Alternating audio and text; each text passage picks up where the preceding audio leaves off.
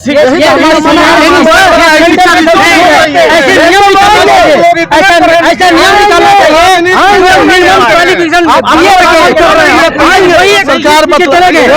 बतलाते कि हम सब पर आएंगे, समर्थन सबको से बात है, करेंगे आप देखेंगे ध्यान आकर्षण कार्यक्रम है वो हटाएंगे ना, वो करेंगे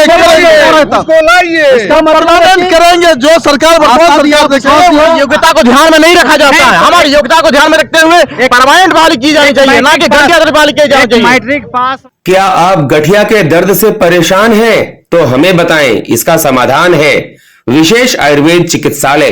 कॉल करें 9718126969। नमस्कार, जोहार। आप देख रहे हैं गर्मा गर्म बहस का नंबर 1 शो तू तू मैं, और आपके साथ मैं हूं आपका होस्ट डॉक्टर विवेक पाठक। आज का हमारा विषय है, हमारी बहस का विषय है झारखंड में शिक्षा और शिक्षकों की स्थिति।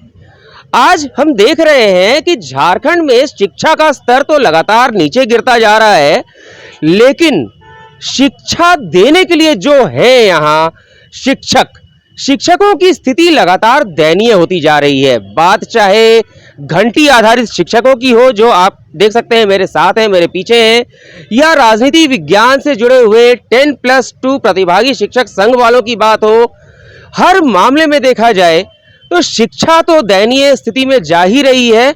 शिक्षक भी अपनी मांगों को लेकर दर दर की ठोकर खाने को मजबूर है और उनकी स्थिति लगातार खराब होती जा रही है। सरकारें हैं कि सुनती नहीं। आखिर क्या कारण है? क्या नीतियों में कोई खोट है, या कहीं ऐसा तो नहीं कि लोग समझ नहीं पा रहे हैं कि शिक्षकों से उन्हें क्या अपेक्षा होनी चाहिए और शिक्षक को क्या मिलना चाहिए? बात कहां गड़बड़ हो रही है, पेच कहां फंस रहा है? आज हमारी इस बहस का विषय यही है, झारखंड में शिक्षा और शिक्षकों की स्थिति। इस बारे में बात करने के लिए हमारे पैनल में कई अतिथि शामिल हैं। आप देख सकते हैं मेरे साथ यहाँ पर घंटी आधारित शिक्षक संघ के लोग पहले से मौजूद हैं। आइए सबसे पहले हम शुरुआत करते हैं उनके परिचय से। कौन कौन हमारे साथ बात करना चाह रहे हैं, आइए बताइए। मैडम, शुरुआत आपसे करते हैं, आप अपना नाम बताइए। इधर आइए, थोड़ा नाम बताइए। मैं डॉक्टर रेखा कुमारी रामलखन सिंह यादव कॉलेज से हूँ, रांची यूनिवर्सिटी से। डॉक्टर रेखा, अब हम बात करते हैं आपसे, आप नाम बताइए। Doctor S K Jha, Kolhan university से मैं हूँ, doctor S K Jha, department of sociology. ठीक है, और कौन बोलेंगे आप? जी मैं नरेंद्र कुमार दास, नरेंद्र जी, मैं पीजी विभाग जनजातीय एवं क्षेत्रीय भाषा विभाग रांची विश्वविद्यालय से। ठीक है, आपका? Doctor Ram Kumar, RLSY college Nagpuri विभाग के सहायक। ठीक है, डॉक्टर राम कुमार। अब इधर से आते हैं रिजू जी। मैं डॉक्टर रिजू नायक, आ जाइए, आप कैमरे में दिख नहीं रहे हैं। चलिए। मैं doctor Riju Nayak, Ranchi university Ranchi, TR depart Nagpuri विभाग से। ठीक है जी, आप बताइए। मैं डॉक्टर अशोक कुमार महतो, मैं जनजातीय एवं क्षेत्रीय भाषा विभाग से हूँ, मेरा भाषा है कुरमाली, और फिलहाल मैं अभी मारवाड़ी कॉलेज में कार्यरत हूँ। ठीक है, और हमारे साथ यहाँ पर सबके साथ में जो है टाना भगत, नंदलाल टाना भगत जी भी हैं। टाना भगत जी, आप भी बोलेंगे इस बारे में? जी हाँ, मैं भी बात रखूँगा। ठीक है, ये भी अपनी बात रखेंगे। बम शंभुदत्त मिश्रा हैं, इनसे भी पूछते हैं कि आप चूंकि इन चीज़ों के बारे में जानकारी रखते हैं, आपकी भी राय चाहिए होगी, राय देंगे? जी हाँ देंगे। और आप बताइए, आप इधर आइए। हाँ, बिल्कुल। राजनीति की पाठशाला से अनुज कुमार शर्मा। अनुज कुमार शर्मा राजनीति की पाठशाला से हैं, राजनीति पढ़ाते भी हैं, सिखाते भी हैं, और साथ में न्यूज़ भी चलाते हैं। तो ये था छोटा सा परिचय सबका। अब हम शुरुआत करते हैं मैडम डॉक्टर रेखा से, उनसे जानते हैं। आधे मिनट में आप बताइए, अपना पक्ष रखिए कि क्या कारण है कि यहाँ शिक्षकों की स्थिति दयनीय है। दयनीय स्थिति का कारण यही है कि हमारी सरकार हम लोगों पे ध्यान नहीं दे रही है। लोगों के शिक्षा के ऊपर एग्रेसिव होना चाहिए, पर हमें लगता है कि वो लोग सिर्फ अपना एक फॉर्मेलिटी निभाते हैं। विधानसभा का सत्र चलता है, हल्ला होता है, सारा कुछ होता है, राज्य के लोग देखते हैं कि हमारे नेता लोग कितने परेशान हैं, लेकिन परेशान जो मेन मुद्दा है शिक्षा, उस पे नहीं हो रहे हैं। और शिक्षा पर परेशान नहीं हो रहे हैं, मतलब वो केवल अपना फॉर्मेलिटी निभा रहे हैं, औपचारिकता पूरी हो रही है। आप बताइए। जैसा कि आप लोग जानते हैं कि हमारे देश में अमृत महोत्सव मनाया जा रहा है और हमारे राज्य के जो उच्च शिक्षित अमृत हैं वो रोड पर बैठे हुए हैं और इसके पीछे इनका उचित सम्मान ना होना, चाहे वो उचित सम्मान इनके नौकरी को लेकर के हो, चाहे इनकी सैलरी को लेकर के हो, ये सारी सम्मान नहीं दी जा रही है। इससे स्पष्ट होता है कि हमारे राज्य की जो शिक्षा की स्थिति है वो बद से बदतर है। जो अमृत लोग हैं वो आज सड़क पर बैठने को मजबूर हैं। अब अपने दाईं ओर से बात करते हैं, आप बताइए।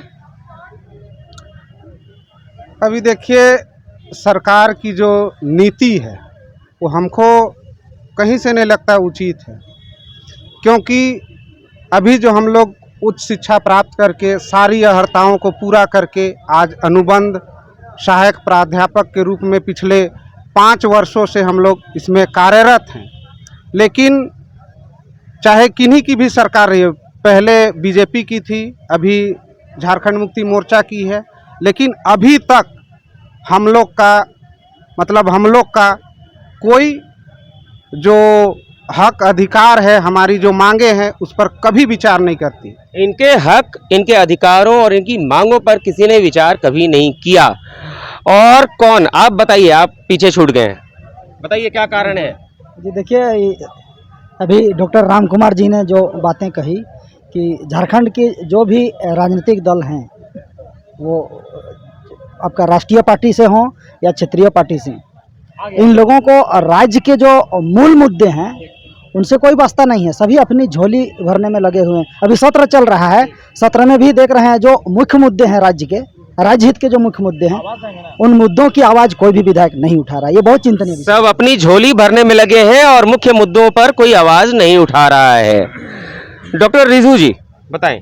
और इधर आ जाइए, आप थोड़ा इधर आ जाइए। हाँ बताइए।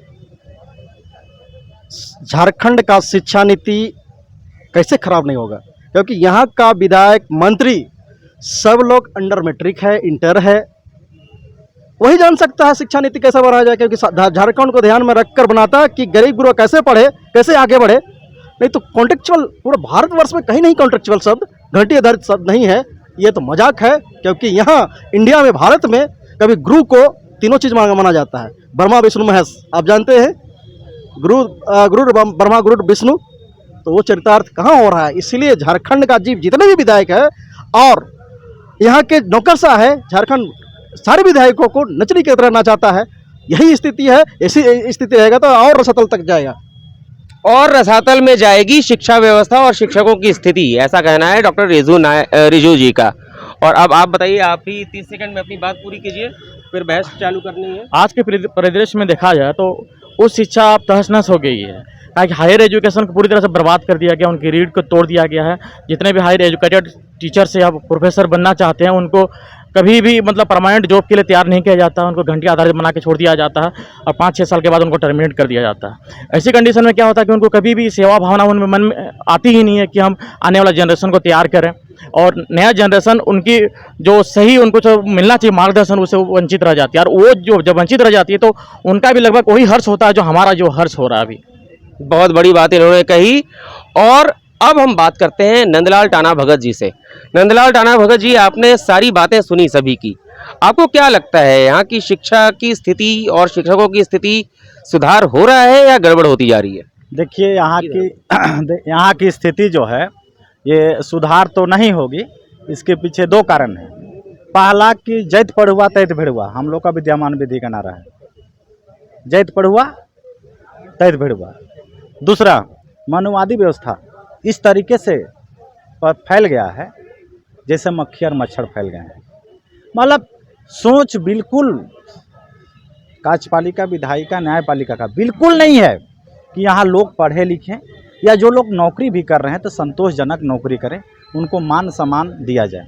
और एक कारण है, हम लोग करना चाहते हैं सरकारी नौकरी, हम लोग करना चाहते हैं सरकारी नौकरी, लेकिन पढ़ना चाहते हैं प्राइवेट स्कूल में। करना चाहते हैं सरकारी नौकरी लेकिन पढ़ना चाहते हैं प्राइवेट स्कूल में। बहुत बड़ी बात कही है इन्होंने। अभी इस पर भी हम लोग आगे चर्चा करेंगे। बम शमूदत जी बताएं। जी, तमाम समस्याओं के जड़ में वोट बैंक की राजनीति है और यहाँ पर जाति है, धर्म है, क्षेत्र है और भाषा है।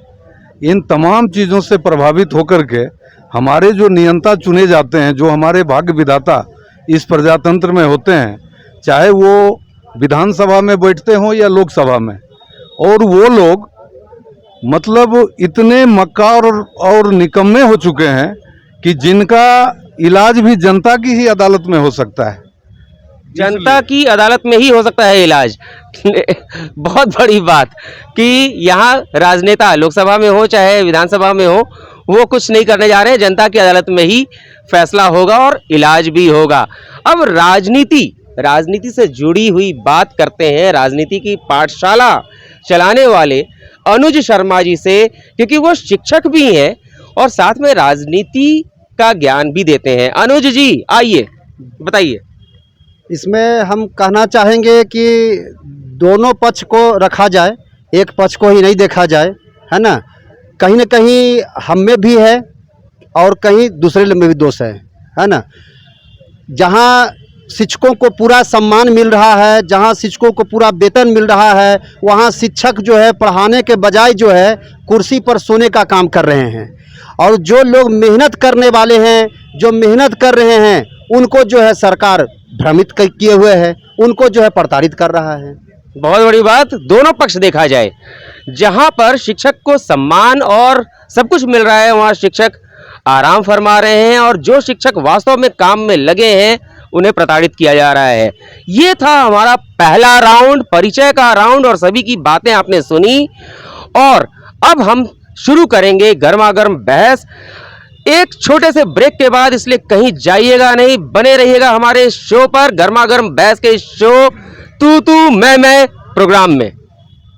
क्या आप गठिया के दर्द से परेशान हैं? तो हमें बताएं, इसका समाधान है विशेष आयुर्वेद चिकित्सालय। कॉल करें 9718126969।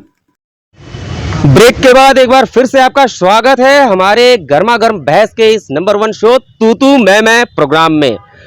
आपने अभी तक देखा कि सभी की क्या राय है, सबका परिचय आपने लिया।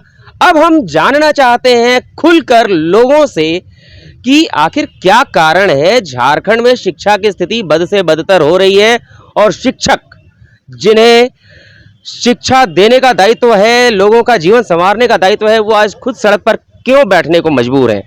शुरुआत करते हैं डॉक्टर रेखा से।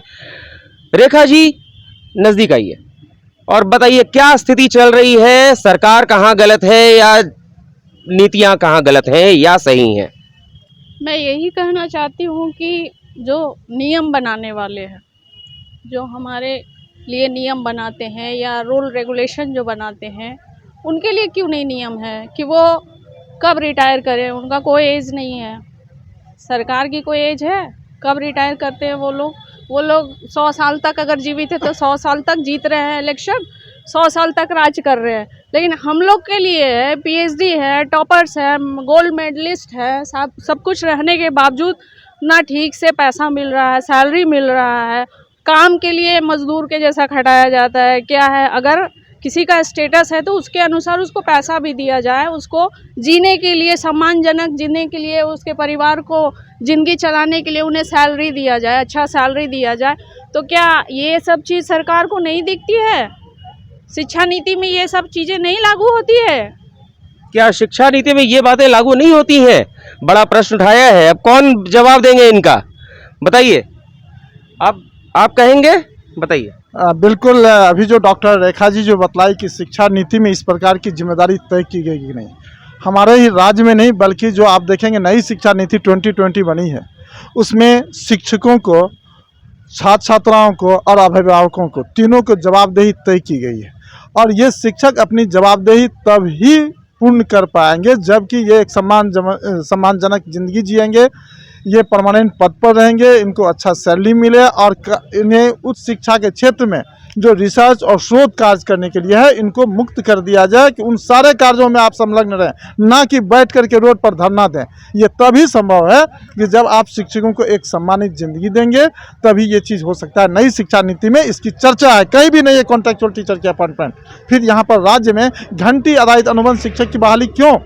यूजीसी रेगुलेशन में भी देखेंगे, वहाँ पर गेस्ट फैकल्टी की नियुक्ति होती है और कॉन्ट्रेक्चुअल असिस्टेंट प्रोफेसर की नियुक्ति होती है। लेकिन हमारे राज्य में एक प्रयोगशाला बना दिया गया है कि घंटी आधारित अनुबंध शिक्षक के नाम से देखेंगे ये सारे शिक्षक जो हैं विभिन्न विश्वविद्यालयों में कार्यरत हैं। तो इस प्रकार से नई शिक्षा नीति में ये चीज़ है, मेंशन है कि आप वैसे शिक्षकों को नियुक्त करें जिनका कार्य सिर्फ शिक्षा देना, शोध कार्य को आगे बढ़ाना, अन्वेषण करना, ये सारी चीज़ समाहित है। फिर भी हमारे राज्य में इन चीज़ों को तरजीह नहीं दिया जा रहा है। क्यों नहीं तरजीह दिया जा रहा? वो 22 वर्षों के इतिहास को यदि देखेंगे तो कभी भी इस तरह की माहौल क्रिएट ही नहीं किया है। हमारे जो नेतृत्व करता है, जो विधायकगण है, जो सम्मानित जन है, उन्होंने इस प्रकार की माहौल क्रिएट नहीं किया। आप इसका स्पष्ट प्रमाण दे रहे हैं कि नेक ग्रेडिंग में एक भी यूनिवर्सिटी हमारे यहाँ A+ में या A++ में नहीं है। इसका कारण आप सहज समझ सकते हैं कि हमारे राज्य की उच्च शिक्षा व्यवस्था कैसी है। तो कौन इसका जवाब देगा? क्यों हमारे राज्य में ये स्थिति है? डॉक्टर रिजू बताएं। विधानसभा जाना होगा। मैंने पहले कह चुका हूँ कि और इधर आ जाइए। शिक्षा नीति के प्रति संवेदनशील नहीं है लोग। शिक्षा नीति जो बनाते हैं उसको देखते भी नहीं है, पढ़ते भी नहीं है, समझते भी नहीं है और समझने का प्रयास भी नहीं करते हैं कि कैसे इस कानून को, इस नियम को, इस लॉ को कैसे इम्प्लीमेंट करें, उसके लिए जानना जरूरी है। लेकिन हमारे विधायक समझते हैं, हमारे जितने भी मंत्री समझते हैं कि हम सेक्रेटरी से क्यों समझे, उससे क्यों समझे, हम तो सब कुछ है। ये स्थिति हमको ऐसा लगता है कि फंसता है और आज हम लोग को रोड में आना पड़ा। वाकई में कहीं ना कहीं इच्छा शक्ति नहीं है शिक्षा के प्रति, इसीलिए पूरा जवाबदेह सरकार की है और सरकार ध्यान नहीं देती है। कैसे सुधार होगा अनुज जी? इसमें जवाबदेही पूरी की पूरी सरकार को नहीं दिया जाए। सरकार बहुत सारे नियम कानून व्यवस्था बनाई है, जो लोग नियम से चल रहे हैं उन्हें भरपूर वेतन मिल रहा है, सब कुछ व्यवस्था मिल रहा है, रहने का आवास मिल रहा है। उसके बाद में भी जब शिक्षा का स्तर खराब है तो इसमें हम किसको दोष देंगे? या तो फिर जनता दोषी, हाँ जनता दोषी होगी, और नहीं तो फिर जो हैं कि हमें मिल जाएगा तो हम जो है काम करेंगे। विरोध करना चाहता हूँ। जनता को दोष देना, जनता का दोष देना अपने आप को हमने किया है। 1 मिनट हम बोलते हैं। देखिए बिल्कुल नहीं है, नहीं है, मैं बताता हूँ सर। आप लोग कहीं से दोषी बिल्कुल नहीं दोषी, किसी भी मैं तरह बताता हूँ से सर, उच्च शिक्षा दोषी की नहीं है। तो क्या हुआ? आखिर आप बैंक में मैं बताता हूँ। हाँ बिल्कुल, बस, सरकार बस, की बस। दोहरी तेहरी नीति है। आप बैंक में अपॉइंट करते शिकार हैं होने में तो आप कितना समय लगा आपको? एक IBPS बनाते हैं, आप बैंक का नियुक्ति करते हैं परमानेंट, आप रेलवे का नियुक्ति करते हैं, पर एक परीक्षा लेते हैं, बना देते हैं। आप UPSC के लिए परीक्षा लेते हैं, हाईएस्ट जो अफसर उसको बनाते हैं। में क्यों जाते हैं तो आप? फिर यहाँ क्यों पे निकाला? उच्च बेरोजगार शिक्षा में क्यों? चार क्यों तरह निकाला? के- उच्च क्यों शिक्षा में निकाला? चार तरह के क्यों जाते हैं? सुनिए, भारतीय संविधान में, भारतीय संविधान में यहाँ आर्थिक न्याय है, सामाजिक न्याय है। उसी तरह संविधान में यहाँ चुनाव नहीं है। यहाँ तो- पार्टी तो- नहीं है। आप क्यों विधायक बनाए, क्यों मुख्यमंत्री बनाए? आपकी गलती है जो हमें बनाए, क्यों बनाए? क्योंकि आपने उस चीज को देखा नहीं, उस एजुकेशन को देखा नहीं। संविधान सबको आपको लागू करना ही है। कहा जाता है याद रखिए, हम लोग हैं पढ़े, किसी व्यक्ति ने उसकी व्यक्ति की पूजा करो, किसी की चित्र चैत्र पूजा करो, महान बन जाओगे। ये हम लोग नहीं करते, ये करना चाहिए। ये जब करेंगे तो अपने आप हम लोग महान बन जाएंगे। सबसे बड़ी हम लोग पढ़ लिख के सुधार कैसे आएगा? सुधार कैसे आएगा? सुधार देगा आपको। आप देखेंगे वर्तमान सरकार ने ही कहा था, जो कि प्रतिपक्ष में थे, वो सरकार बतलाए थे कि हम सत्ता में आएंगे, समर्थन करता हूं, धोखेबाज है। एक मिनट, सरकार बोले थे, वर्तमान सरकार बोले थे जब हम सत्ता में आएंगे तो सारे अनुबंध शब्द को हटा करके परमानेंट करेंगे। आप देखेंगे नहीं, ये ध्यानाकर्षण कार्यक्रम है, वो हटाएंगे नहीं, वो परमानेंट करेंगे। इसका मतलब परमानेंट करेंगे। जो सरकार वर्तमान सरकार देखेंगे वो उनको परमानेंट करना होगा। अन्यथा अनुबंध शब्द जो है बंधुआ मजदूरी को और ज्यादा जोर दे रहा है। सरकार है, बंधुआ मजदूर बना दिया जा रहा है। इनका बड़ा कहना है बंधुआ मजदूर बना दिया जा रहा है। क्यों? आज के तारीख में जितने भी हायर एजुकेटेड शिक्षक हैं सब शोषित हैं और इतना ज्यादा उनका शोषण हो रहा है कि निम्न दर्जे के जो फोर्थ ग्रेड थर्ड ग्रेड के भी कर्मचारी है उनके द्वारा भी उनका सम्मान नहीं किया जाता है। आप क्यों शोषित हैं? आप शिक्षक हैं, पढ़े लिखे हैं, आप ग्रेजुएट हैं, डिप्लोमाधारी हैं, आप आखिर शोषण क्यों हो रहे हैं अनपढ़दारों से? आप जो हैं, हमारी योग्यता को ध्यान में नहीं रखा जाता है। हमारी योग्यता को ध्यान में रखते हुए परमानेंट बहाली की जानी चाहिए, ना कि घंटे आधारित बहाली की जानी चाहिए। मैट्रिक पास वाले मंत्री, हाँ, एक मैट्रिक पास मंत्री एक एमए पास प्रोफेसर को हैंडल कर रहा है, कैसे कर रहा है? ऐसे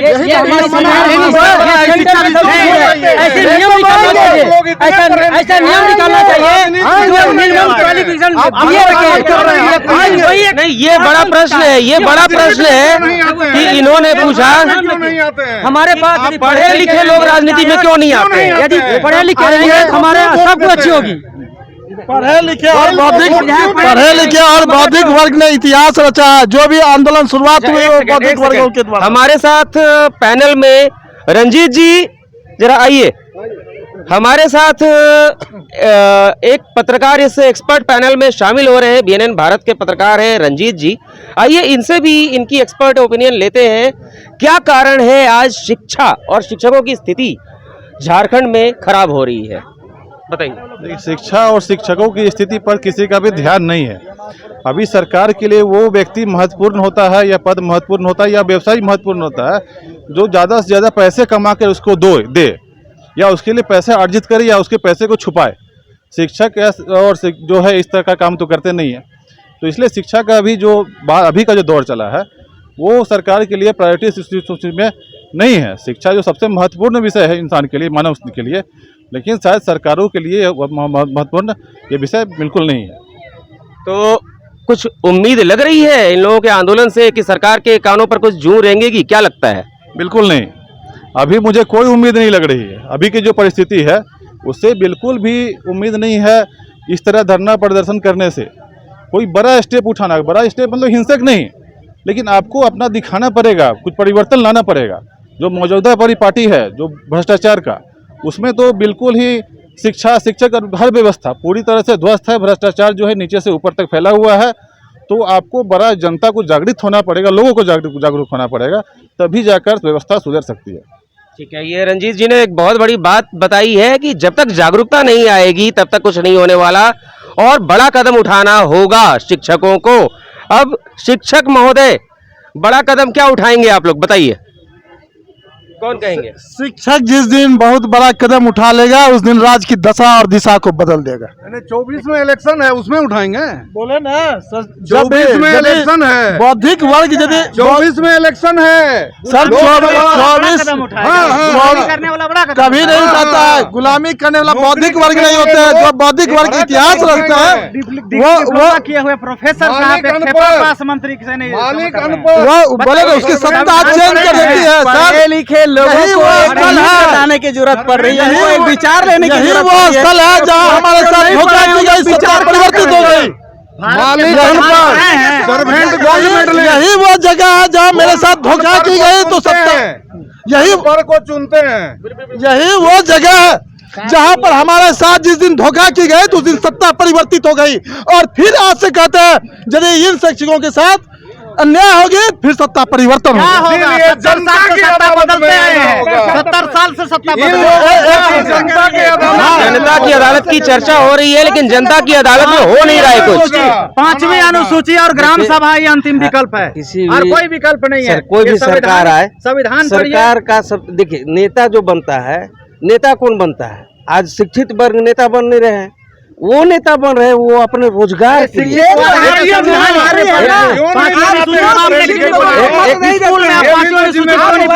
एक मिनट,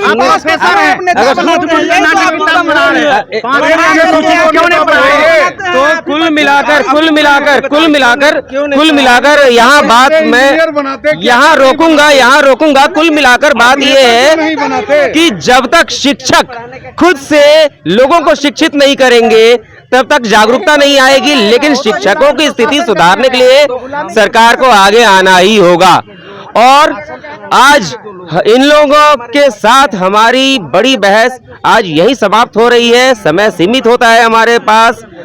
हम एक नई बहस के साथ, गर्मा गर्म बहस के साथ जल्द ही आपके सामने आएंगे। आप बने रहिए हमारे साथ हमारे इस बड़े शो तू तू मैं प्रोग्राम में।